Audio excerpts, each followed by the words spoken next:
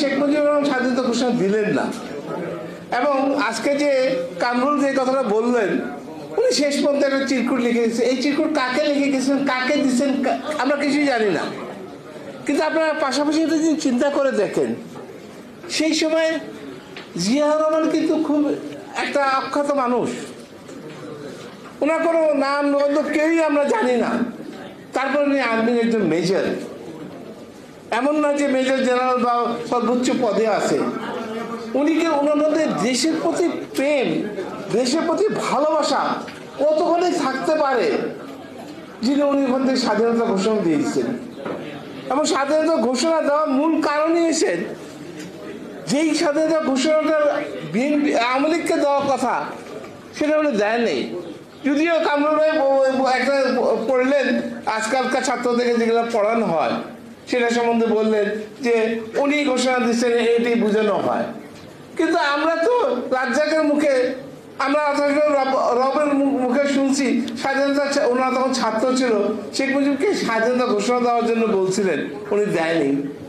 আমরা তার যদি মেয়ের বইয়ে পড়ছি, তার যদি নিজে গেছেন তাকে স্বাধীনতা ঘোষণা দেওয়ার জন্য, উনি দেননি। তারপরে আবার এই কথাগুলো আসে।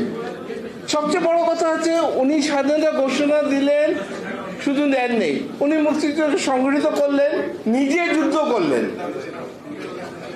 এবং করে উনি যখন দেশ স্বাধীন হলেন, উনি কিন্তু ফেরত গেলেন ব্যারাকে, নিজের কাজে আবার ফেরত গেলেন। এবং এর পরে আওয়ামী লীগই তো দেশ চালাইছে। এই আওয়ামী লীগ দেশ চালাইছে, যে করলোটা কি? আজকে যা করছে ঠিক সেই সময় তাই করছে। আপনার ব্যাংকগুলো সব একটার পর একটা তখনও লুট হয়েছে, আমরা শুনতেছি। আমরা তখন দেখতেছি রক্ষী বাহিনী সৃষ্টি করে আর্মিকে সম্পূর্ণরূপে ধ্বংস করে দেওয়ার পায়ে ধরা চলছে। আমরা দেখতেছি আমাদের অর্থনীতি সম্পূর্ণ ধ্বংস হয়ে আসতেছে। এমনই অর্থনীতি ধ্বংস হলো যে দেশে দুর্ভিক্ষ দেখা দিল। এবং 1975 সালে শেখ মুজিবের 7ই নভেম্বরে আবার এদেশের জনতা সিপাহী মিলে জিয়াউর রহমানকে আবার ক্ষমতায় আনলেন। সবচেয়ে মজা হচ্ছে, জিয়াউর রহমান সাহেব ক্ষমতায় এসে কি করলেন? এই যে অপকর্মগুলা, এই যে আপনারা বলেন দুর্ভিক্ষের মূল কারণ হচ্ছে খাদ্য অভাব। এবং উনি উপলব্ধি করলেন, এবং উনি খাল কাটা কর্মসূচির মাধ্যমে সবুজ বিপ্লবের দিকে আগালেন। এবং উনি কিন্তু শুধু বিপ্লবের ডাক দিয়ে বসে থাকেন নেই, উনি নিচে হাতে কোদাল নিয়ে হাজার হাজার মানুষকে উদ্বুদ্ধ করছেন। হাজার হাজার মানুষ তার পিছনে খাল খনন কর্মসূচি। আজকে সেই খাল খননের কর্মসূচির কথা বলা হয়, আজকে যখন বন্যা হইতেছে আবার সেই কথা উঠছে, খাল খননগুলো করতে হবে।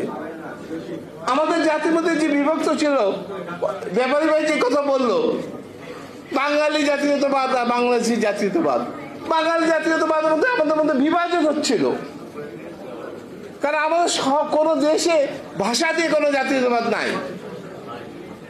এই ভাষাকে ভিত্তি করে জাতীয়তাবাদ বাংলাদেশে হয়েছিল, বাংলাদেশি বাঙালি জাতীয়তাবাদ, যার ফলে আমাদের অনেক জাতি গোষ্ঠীর তাদের আপত্তি ছিল।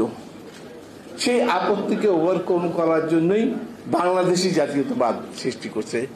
1975 সালের আগে এই আওয়ামী লীগ যেই গণতন্ত্রের জন্য স্বাধীনতা যুদ্ধ হয়েছে, সেই গণতন্ত্রকে ধ্বংস করে দলীয় বাকশাল কাঠামো করা হয়েছিল। সেইটাকে উনি পরিবর্তন করলেন, বহুদলীয় গণতন্ত্রে আসলেন। এবং অর্থনৈতিক উন্নতির জন্য শুধু উনি বসেই থাকেননি, ওনার একটা বড় গুণ ছিল, সেটা হলো উনি যে কোনো সেক্টরে যে সবচেয়ে বেশি জানে, যে অভিজ্ঞ, তাকে ডেকে কথা বলতেন, তার সাথে পরামর্শ নিতেন এই দেশকে উন্নতি করার জন্য কি কি করা যেতে পারে। উনি চিন্তা করতেন না যে আমি রাষ্ট্রপতি। উনি মাঝে মাঝে তাকে সকালে নাস্তায় রাখতেন, দুপুরে খাওয়ার সময় রাখতেন, যখন যাকে প্রয়োজন হতো তাকে ডাক দিয়ে উনি পরামর্শ নিতেন। যার ফলেই আপনারা দেখেন আমরা আজকে যে আমাদের অর্থনৈতিক মূল ভিত্তিগুলো বলি, সেই রেমিটেন্স বিদেশে লোক পাঠানো শুরু করলেন কে? শহীদ রাষ্ট্রপতি জিয়া রহমান। আজকে আমরা যে আমাদের যে অর্থনৈতিক মূল শক্তি গার্মেন্টস, এই গার্মেন্টস বর্চনা করলেন কে? শহীদ রাষ্ট্রপতি জিয়া রহমান। এবং এই যে বললাম খাল খনন কর্মসূচি, খাল খনন কর্মসূচির মধ্যে এমনই শস্য উৎপাদন করলেন যে আমরা বিদেশে রপ্তানি শুরু করলাম। অতএব একটা দেশকে পরিচালনার জন্য যা যা প্রয়োজন উনি তাই করছেন, কিন্তু কতদিনে? মাত্র 3.5 বছরের মধ্যে। আপনার কল্পনা করতে পারেন, আপনি যেই দিকে যান, ওই যে একটু আগে লুৎফুল ভাই বললো শিক্ষা প্রতিষ্ঠানের ব্যাপারটা, কিভাবে শিক্ষা প্রতিষ্ঠানের ছাত্র থেকে উনি মোটিভেট করলে বিশ্ববিদ্যালয়কে চালাবেন।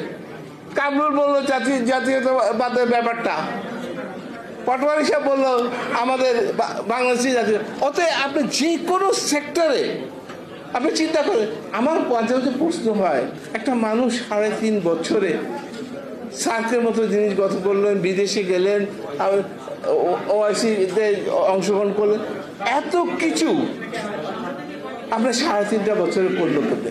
এটা করা একটাই আছে, উনি নিজে ছিলেন সততা, ওনার মধ্যে সততা 100% ছিল এবং ওনার মধ্যে দেশপ্রেমও ছিল। আমি আজকে জিয়া রহমান ফাউন্ডেশনের সবাইকে অনুরোধ করব, আজকে মহসিন আমাকে যে কথাটা বলছেন, আমরা এই সমস্ত জিনিস, ওনার অবদানের কথা এবং ওনার যে আদর্শ ছিল, জাতি গঠনের যে আদর্শ ছিল, এটা ছোট ছোট বুকলেট আকারে আমরা তৈরি করব জিয়া রহমান ফাউন্ডেশনে। এবং এখানে ছাত্র দলের অনেক নেতৃবৃন্দকে দেখতেছি, আমি তৃতীয় কলেজের লিপকনকে দেখছি, আকরামকেও দেখছি।